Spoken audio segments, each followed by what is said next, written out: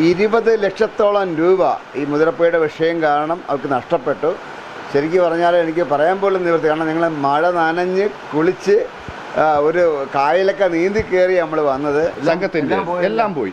അത് വളരെ ഒരു 3 ടണ്ണോളം വലിയ മത്സ്യങ്ങൾ, 45,000 കരിമീൻ കുഞ്ഞുങ്ങൾ, 3 ടണ്ണോളം വലിയ കരിമീൻ, പിന്നെ പാകമായ മീൻ കിടപ്പുണ്ട്, മീനുകൾ, പിന്നെ 45,000 കുഞ്ഞുങ്ങളും, ഇടത്തരം കുഞ്ഞുങ്ങളും എല്ലാം വലിച്ചു. ഇത് ശാശ്വതമായ പരിഹാരം എന്ന് പറയുമ്പോൾ മുതലപ്പുഴ എന്ന് വെച്ചാൽ ഇങ്ങനെ അടയ്ക്കാൻ പാടില്ല. അടച്ച് ഇങ്ങനെ അല്ല, പ്രകൃതിയാൽ അടയാൻ പാടില്ല. അതിന് ശാശ്വത പരിഹാരം ട്രഡ്ജിങ്ങിന് അവിടെ സാധനങ്ങൾ സമാഗമായിരുന്നു, എപ്പോഴും ട്രഡ്ജ് ചെയ്തുകൊണ്ടേ ഇരിക്കണം. നമസ്കാരം. മുതലപ്പുഴയുടെ വിഷയം ഞങ്ങൾ മുന്നേയും വാർത്ത ചെയ്തിട്ടുള്ളതാണ്. മുതലപ്പുഴയിൽ ആ ഒരു പൊഴി മുറിക്കാത്ത കാരണം, അല്ലെങ്കിൽ അവിടെ വെള്ളം വറ്റിയത് കാരണം ഒരുപാട് ആൾക്കാരൊക്കെ കുടിവെള്ളത്തിന് വേണ്ടിയിട്ട് നീന്തി കയറുന്ന കാഴ്ച വരെ ഞങ്ങൾ കാണിച്ചതാണ്. ഇപ്പം ഞാൻ എത്തിയിരിക്കുന്നത് ഈ സ്ഥലത്തിൻ്റെ പേരെന്താ ചേട്ടാ?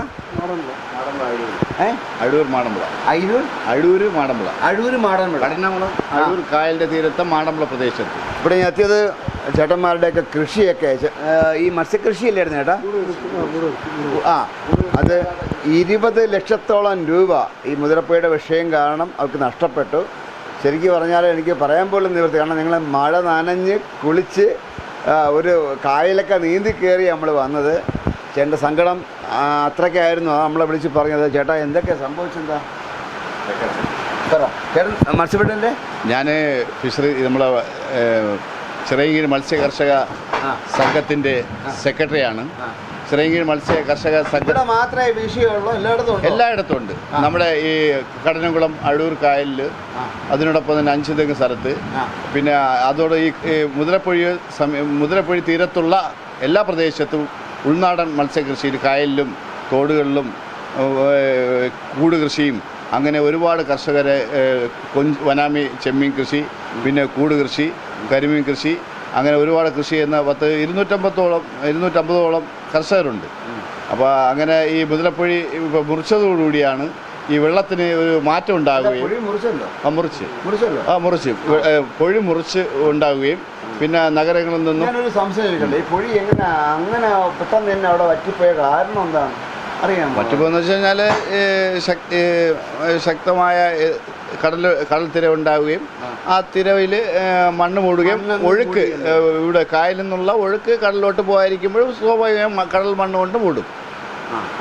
അതാണ് സംഭവിച്ചത്. അത് സംഭവിച്ചപ്പോൾ ബാക്കി എല്ലായിടത്തും വെള്ളം കയറി. ആ വെള്ളം കയറി കഴിഞ്ഞ ആഴ്ച ഒരു വാർത്ത ചെയ്തായിരുന്നു. അമ്മമാര് പോയിട്ട് നീന്തി പോയിട്ട് കുടിവെള്ളം ശേഖരിക്കുന്ന വാർത്ത ഞാൻ ചെയ്തായിരുന്നു. കാരണം ഇത്രയും ഭീകരമാണെങ്കിൽ അറിയില്ലായിരുന്നു. കാരണം 20 ലക്ഷം രൂപയൊക്കെ പോകുന്ന ഇവരെ പോലെ സാധാരണക്കാരെ ആൾക്കാർ എന്ത് ചെയ്യും? 7ഓളം ഈ വെള്ളപ്പൊക്കം ഉണ്ടായപ്പോൾ 7ഓളം പഞ്ചായത്തുകളിലെ കുടിലുകളിൽ താമസിക്കുന്ന കുടിലുകളും ആൾക്കാരും എല്ലാം വെള്ളം കയറി, വീടുകളും എല്ലാം നഷ്ടപ്പെട്ട ഇത് നമ്മുടെ ഈ ഭാഗത്തുണ്ട്. അതിനോടൊപ്പം തന്നെ ഈ കർഷകർ കരിമീൻ കൃഷി ചെയ്യുന്ന, വട്ടങ്ങൾ കൃഷി ചെയ്യുന്ന കരിമീനെല്ലാം ബണ്ട് പൊട്ടി കായലിലോട്ട് ഒഴുകിപ്പോയി. ചെമ്മീനും അങ്ങനെ പോയി. അങ്ങനെ മത്സ്യകർഷകരെയും പാവങ്ങളെയും ഒരുപാട് ഇത് അഫക്റ്റ് ചെയ്തിട്ടുണ്ട്. അപ്പോൾ ഒരേ സമയം തന്നെ കടലോരത്ത് മത്സ്യത്തൊഴിലാളികളെയും കായലോരത്ത് ഉൾനാടൻ മത്സ്യത്തൊഴിലാളികളെയും കുടികളിൽ താമസിക്കുന്നവരെയും മത്സ്യ കർഷകരെയും അഫക്റ്റ് ചെയ്ത പ്രതിഭാസമാണ് നടന്നത്.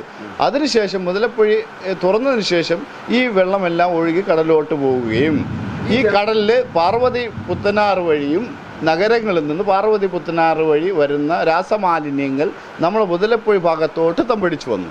അങ്ങനെ അതിൻ്റെ രാസമാലിന്യങ്ങളും എല്ലാം വന്നു ഇതിൽ അമോണിയ അഫക്റ്റ് ചെയ്തിട്ട് നമ്മൾ ഇവിടെ കർഷകരുടെ കൂട് കൃഷി, മത്സ്യ കർഷകർ, നമ്മൾ ചിറയൻകീഴ് മത്സ്യ കർഷക സഹകരണ സംഘത്തിൻ്റെ കീഴിൽ 2019 മുതൽ തുടങ്ങിയ കൂടുകളിലെ മത്സ്യകൃഷി, അത് നല്ല ലാഭകരമായ ഒരു പദ്ധതിയാണ്.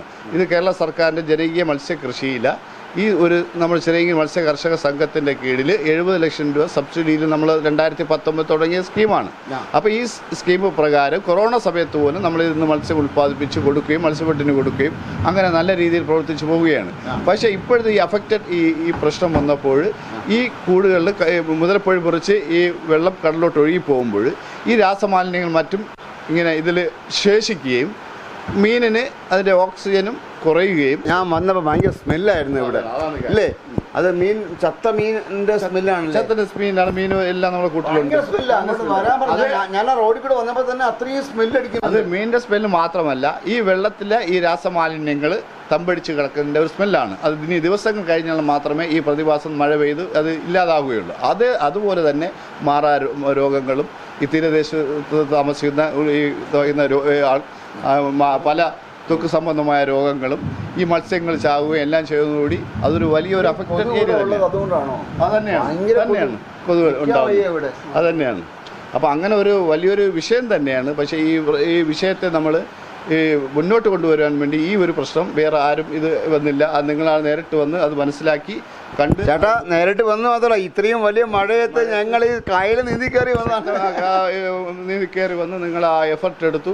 അത് നിങ്ങൾ ഈ കാര്യങ്ങൾ അത് നോട്ട് ചെയ്തു. കാര്യം ഇതുപോലെ ഞങ്ങളുടെ ഒരു കേസല്ല, ഇതുപോലെ ഒരുപാട് ആൾക്കാരുടെ ഒരുപാട് പാവങ്ങൾ ഇങ്ങനെ വട്ടങ്ങളിൽ മീൻ കൃഷി ചെയ്തും ഈ ചെറുവള്ളങ്ങളിൽ പോയി മീൻ പിടിക്കും. പക്ഷെ അവർക്കെല്ലാം ഈ പ്രതിഭാസം കൊണ്ട് സംഘത്തിൻ്റെ എല്ലാം പോയി. അത് വളരെ ഒരു 3 ടണ്ണോളം വലിയ മത്സ്യങ്ങൾ, 45,000 കരിമീൻ കുഞ്ഞുങ്ങൾ, 3 ടണ്ണോളം വലിയ കരിമീൻ, പിന്നെ പാകമായ മീൻ കിടപ്പുണ്ട് മീനുകളും, പിന്നെ 45,000 കുഞ്ഞുങ്ങളും, ഇടത്തരം കുഞ്ഞുങ്ങളും എല്ലാം വലിച്ചു. സർക്കാരിൽ നമുക്ക് പരാതിയായിട്ട് കൊടുക്കാൻ പറ്റും. പക്ഷേ ഇതിന് നമുക്ക് ശാശ്വതമായ ഫിഷറീസ് വകുപ്പിൻ്റെ കീഴിലാണ്. ഫിഷറീസ് വകുപ്പിൻ്റെ കീഴിൽ നഷ്ടപരിഹാരം തരാനുള്ള ഒരു ഫോർമേഷൻ ഇല്ല.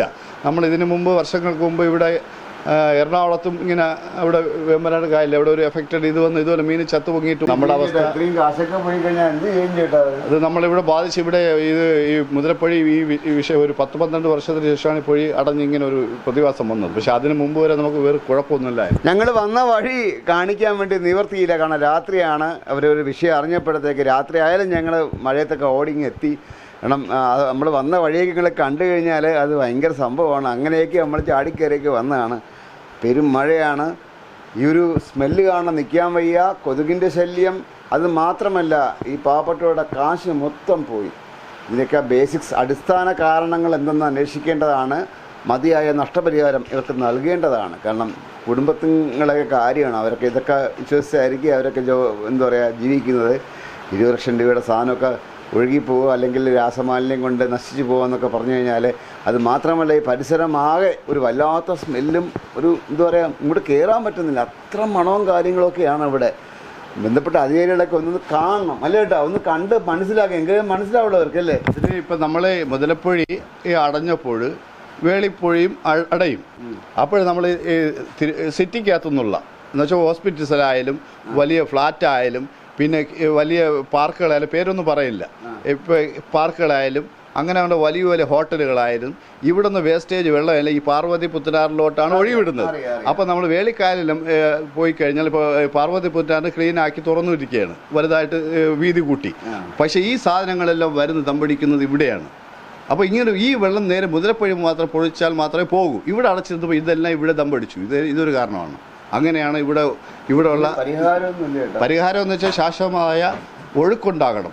അതുപോലെ തന്നെ നല്ലൊരു ഇത് ശാശ്വതമായ പരിഹാരം എന്ന് പറയുമ്പോൾ മുതലപ്പുഴ എന്ന് വെച്ചാൽ ഇങ്ങനെ അടയ്ക്കാൻ പാടില്ല. അടച്ച് ഇങ്ങനെ അല്ല, അത് പ്രകൃതിയാൽ അടയാൻ പാടില്ല. അതിന് ശാശ്വത പരിഹാരം ട്രെഡ്ജിങ്ങിന് അവിടെ സാധനങ്ങൾ സമാഗമായിരുന്നു എപ്പോഴും ട്രെഡ്ജ് ചെയ്തുകൊണ്ടേ ഇരിക്കണം. അദാനി പോർട്ട് അവർ വന്നിട്ട് ട്രെച്ചർ എടുത്ത് കൊണ്ടുപോയതിന് ശേഷമാണ് ഈ വിഷയം വന്നത്. അവരുണ്ടായിരുന്നെങ്കിൽ അവർ തന്നെ മണ്ണ് മാറ്റുമായിരുന്നു. അപ്പോൾ ആ സമയത്ത് നമ്മൾ അതേ ട്രെച്ചർ ഇവിടെ ഇതേപോലെ ചന്ദ്രിക വന്നതുപോലെ നമ്മളത് കൊണ്ട് ഇവിടെ ട്രെച്ച് ചെയ്തിരുന്നെങ്കിൽ ഈ വിഷയം നമുക്ക് സോൾവ് ചെയ്യാമായിരുന്നു. അപ്പോൾ നമ്മൾ മുൻകൂട്ടി നമ്മൾ അതിനൊരു കണക്കൂട്ടൽ നമ്മുടെ ഭാഗത്തുനിന്നും ഉണ്ടായില്ല, സർക്കാരിൻ്റെ ഭാഗത്തുനിന്ന് ഉണ്ടായില്ല. പക്ഷേ അതേസമയം നമ്മൾ ഈ ഒരു കണ്ടീഷൻ കണ്ടുകൊണ്ട് നമ്മൾ പ്രവർത്തിച്ചിരുന്നെങ്കിൽ ഈ പ്രശ്നങ്ങളെല്ലാം ഒഴിവാക്കാമായിരുന്നു. ഏതായാലും ഇത് എന്താ പറയുക, ഇങ്ങനെയുള്ള ഇവിടെ ജീവിക്കുന്ന ആൾക്കാർക്ക് മാത്രമേ അറിയാൻ പറ്റൂ എന്താണ് പരിഹാരം എന്നുള്ള സംഭവം അവർക്ക് അറിയാൻ പറ്റൂ. ഒരുപാട് പാവപ്പെട്ട ആൾക്കാരുടെ ജീവിതങ്ങൾ ബാധിക്കുന്ന വിഷയമാണ്. ഇങ്ങനെയൊക്കെ വിഷയങ്ങളുണ്ടെങ്കിൽ അത് മുൻകൂട്ടി കാണേണ്ടതും പരിഹരിക്കേണ്ടതുമെല്ലാം സർക്കാരിൻ്റെ കാര്യമാണ്. അവരാണ് നോക്കേണ്ടത്. വിസ്മയസിനുവേണ്ടി ക്യാമറമാൻ അരുൺ സാറിനൊപ്പം ശ്രീത് മാരാർ സൈനിങ് ഓഫ്.